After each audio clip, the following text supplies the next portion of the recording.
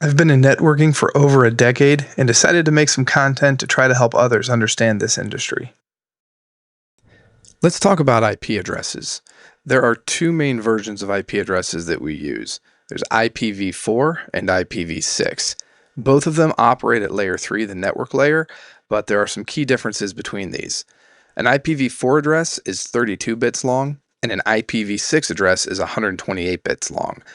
That is a huge difference in the number of addresses, because every time we add a bit, we double the amount of IP space. So if we want to double the amount of IP space from version 4 at 32 bits, all we would need to do is say it's 33 bits long. IPv6 goes all the way up to 128 bits, so it is magnitudes larger than IPv4 space. If we were to write out 32 bits to represent an IPv4 address, this is what it would look like. This would just be all ones. Each one represents a bit. If we were to do the same thing with an IPv6 address, this is what 128 bits would look like. Now, this would be very difficult to try to program into something or tell somebody, assign this IP address to a device. So we kind of group these up a little bit differently to make it more manageable.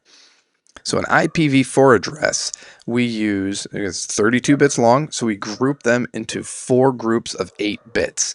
Each grouping of 8 bits is called an octet. Because the largest value you can get to, decimal value you can get to with 8 bits is 255, that means each octet has to be a number between 0 and 255.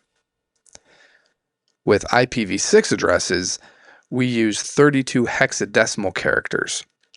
So a hexadecimal character, you can represent 4 bits with a single hexadecimal character. So what that would look like is here in the bottom, we use 4 hexadecimal characters divided by a colon, and that's what an IPv6 address would look like.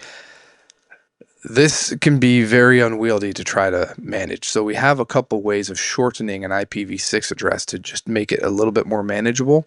So one of the things you can do is at one time through the entire address, you can take any continuous group of zeros as long as it spans one of these entire 4 groups. You can take that 4 group as well as any following zeros and just represent that as just 2 colons. So that's what this would look like here. We take out those 11 zeros at the end of this before the 1, and we can just group that as 2 colons. And then when a machine is looking at this, it knows I'm just going to fill in any zeros that are missing to get to that 128 bits. The other thing we can do is for each one of these individual groups of 4 hexadecimal characters, we can leave off any leading zeros at the beginning of that group. So here would be another way that we can shorten that down.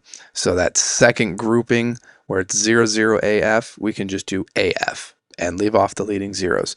So with these two methods, you can shorten how many characters there are, but it's still quite a bit to deal with.